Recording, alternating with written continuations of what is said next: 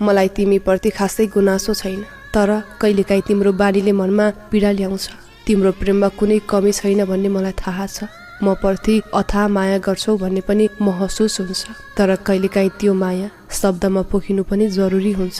म निर्धक्क भएर भन्न सक्छु तिम्रो जीवनमा म बाहेक अरू कोही छैन, तर फेरि तिम्रो व्यवस्थाले मेरो मनमा शङ्का रोपिदिन्छ। तिम्रो केही शब्दले हृदयमा आगो झैँ बल्छ। म त एउटा थिचिएको र छोडिएको फूल थिए, तर तिमीले शिरमा सजाएर राख्यौ। यसमा कुनै दुई मत छैन। मेरो बगबकीलाई तिमीले हाँसेर सुनिदिन्छौ, मेरो चकचकलाई कहिल्यै दिगदार मान्दैनौ। त्यही बेला लाग्छ म संसारकै सबैभन्दा भाग्यमानी व्यक्ति हुँ। तर अर्को छेड तिमीले मलाई आफ्नो नभए झैँ व्यवहार गर्छौ। त्यस बेला म तिमीलाई बुझ्नै सक्दिन।